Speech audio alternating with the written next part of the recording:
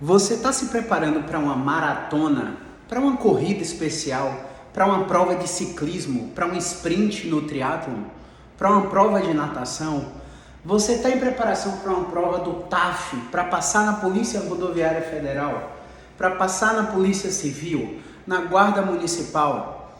Seja qual for a relação que você precisa prestar de demanda física, essa relação tem que ser equilibrada com a sua capacidade física. Caio, do que você está falando?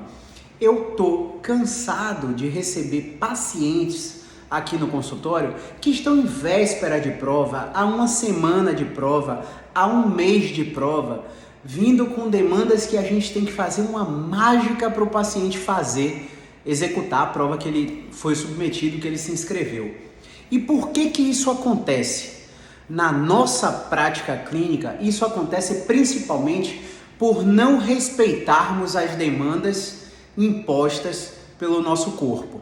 Um exemplo, eu atendo vários praticantes de triatlon, eu atendo vários praticantes de crossfit. Qual que é a minha maior dificuldade com esse perfil de paciente? É forçá-los a realizar o chamado day off. O que é o day off? O cara tem uma carga de treinamento que ele começou praticando 3 vezes na semana.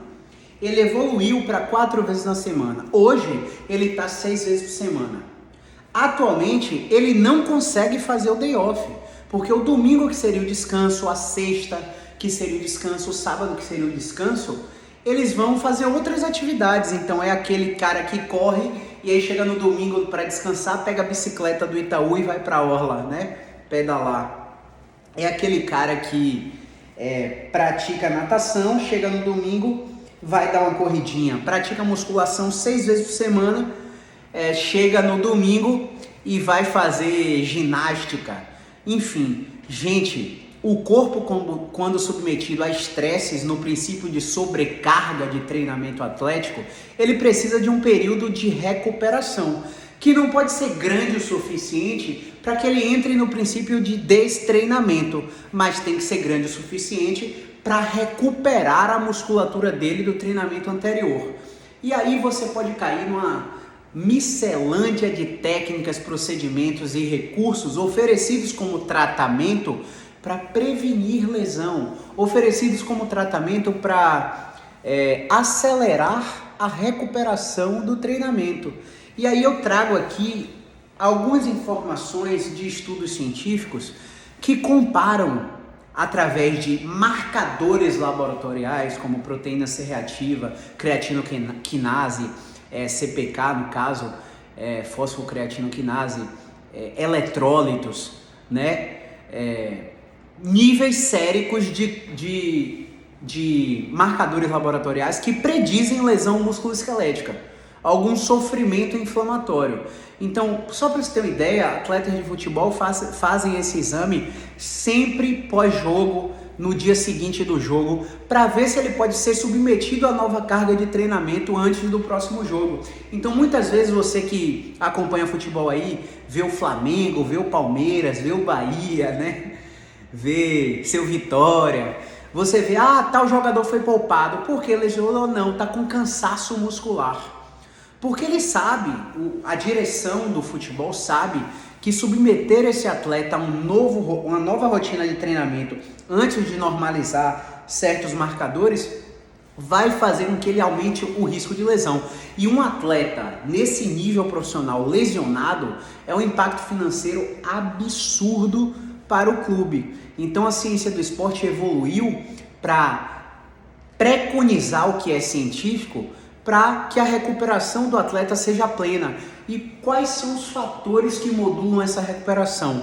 Sono, alimentação, descanso, periodização do treinamento atlético em macrociclos, mesociclos e microciclos. Caio, você faz isso? Não.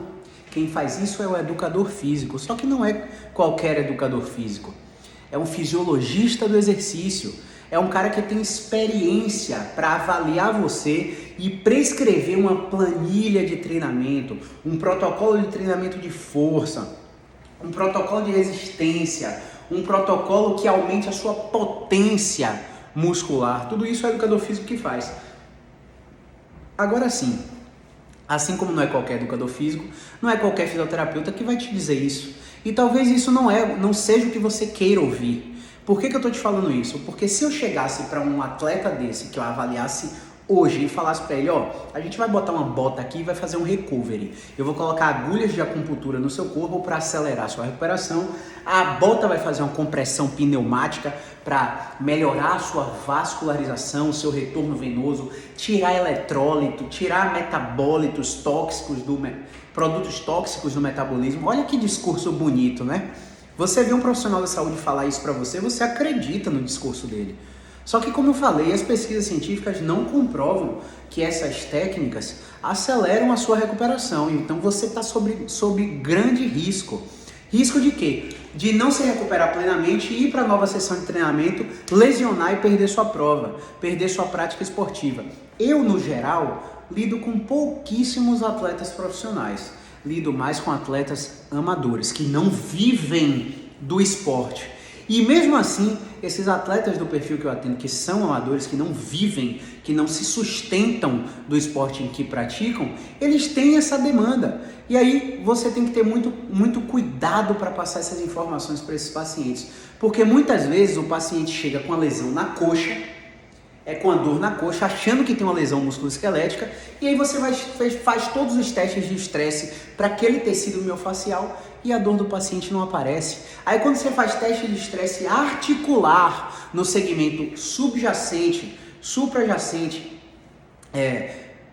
do músculo que ele refere dor, você encontra a dor referida do paciente. Exemplo, paciente que correu, sente uma fisgada como se fosse uma pedrada no tendão de Aquiles, na batata, na posterior de coxa, no quadríceps, no glúteo, achou que tem uma lesão muscular, foi para um ortopedista, o ortopedista fez o exame de imagem achou lá bursite, tendinite, lesão parcial dos isquiotibiais, do gastrocnêmio, do sóleo, rupturas parciais do tendão de Aquiles. E aí eu tenho uma notícia para te falar. As pessoas que praticam atividade física regular, em um nível quase atleta, por exemplo, 5, 6 vezes por semana, né?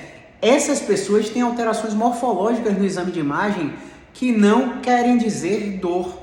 Se você pegar essas pessoas sem dor e realizar um exame de imagem nelas, você também vai achar essas alterações. Claro, você não vai achar uma ruptura total com teste do exame físico positivo, mas se você faz o teste do exame físico, dá negativo, faz força muscular, faz um teste de força muscular para o músculo-alvo que o paciente está doendo, dá negativo o teste e o exame de imagem está mostrando uma lesão, a gente rasga o exame de imagem e joga no lixo. Por quê, pessoal? Aquele ditado, né? A clínica é sempre soberana. Então os alertas para esse vídeo são: respeite o day off. Converse com seu treinador sobre a sua planilha de treinamento. Você está em véspera de prova, você precisa saber que o seu corpo recupera no descanso. Não vai fazer técnica de acupuntura, de recovery, de bota, técnica de vácuo, técnica de criocompressão. Nada disso acelera a sua recuperação.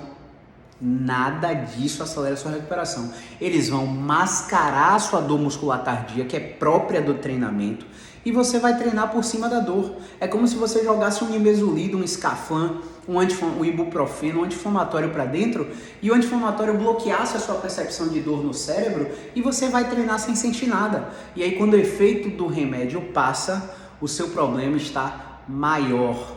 Então, cuidado com a demanda que você está impondo ao seu corpo. Talvez você não tenha essa capacidade. Uma dica muito simples para você que não tem acesso a um personal trainer, a um educador físico, fisiologista do exercício para prescrever sua planilha de treinamento, é você evoluir em volume 10% por semana. Como assim, Caio? Olha, eu comecei a correr 3 vezes por semana, 3 km. Vou segunda, vou quarta, vou sexta. Beleza. Na segunda semana, você não vai correr 5 km. Você vai correr 3 km e 300 metros. Porque ao final total da semana que você fez 9 km, no final da semana 2 você vai estar em 9.900. Você aumentou 10%. Então você está colocando demanda à sua capacidade física gradativamente. O que é que eu vejo nos atletas que eu atendo, nos atletas amadores que eu atendo?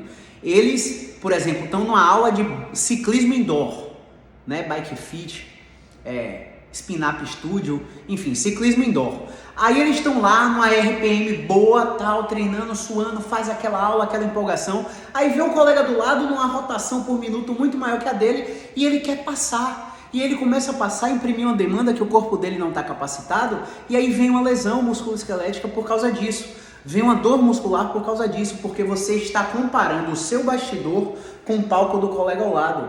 Isso não pode acontecer. Você está lá fazendo um overhead squat, né, no CrossFit, agachando, OHS, e aí o que é que acontece? Você vê um colega fazendo OHS com 10 quilos a mais que você vai lá na placa, coloca mais anilha para fazer o OHS igual o colega. Isso não pode acontecer. Você tem que aumentar aos poucos, gradativamente, e ter uma supervisão de um personal trainer, de um fisiologista do exercício, para minimizar o risco de lesão no treinamento, beleza? O que é que acontece também? Às vezes você está correndo 5 quilômetros, 4 vezes por semana, volume total semanal de 20 km, e aí você chega e faz um longão de 10.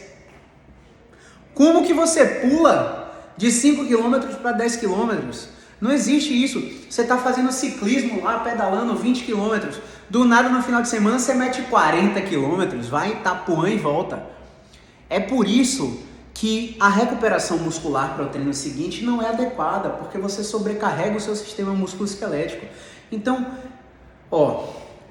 se você puder, tenha um personal trainer para chamar de seu. Se você puder, faça um check-ups mensais ou a cada 2 meses com um fisioterapeuta musculoesquelético, porque antes da dor aparecer, começa a acontecer uma coisa que a gente chama de rigidez. A articulação começa a ficar dura e perpetuar o sintoma. Às vezes você tem um problema de rigidez e essa rigidez vai diminuindo o fluxo nervoso de um nervo que sai lá da coluna, passa pelo quadril, desce para o joelho, vai até lá na perna, sai do pescoço, desce para a escápula, para o ombro, vai até lá a mão, e você precisa de um simples exercício muito besta de dancinha para fazer neurodinâmica, para o nervo começar a ser mobilizado e o fluxo nervoso se adequar e você ter menos sintoma. Então são coisas muito simples, mas são coisas que às vezes são deixadas de lado pela maioria dos praticantes de atividade física, que acreditam que é só calçar um tênisinho verdicando e sair correndo na orla, porque tem uma corrente que incentiva isso, né? Para de colocar medo no seu paciente. Não é colocar medo, é alertar para os riscos, porque quando o paciente tem lesão, o gasto é muito maior em todo o sistema de saúde, seja médico, fisioterapêutico, educador físico, enfim, exame laboratorial, exame de imagem. O gasto é muito maior quando o paciente tem uma lesão. Então a gente tem que fazer de tudo para minimizar os riscos de lesão, beleza? Então se você ficou com alguma dúvida a respeito desse vídeo, comenta aqui embaixo no Instagram, no YouTube, volta lá na caixinha dos stories, né? Manda sua pergunta que a gente responde no dia a dia de consultório. Então um grande abraço e movimento é vida.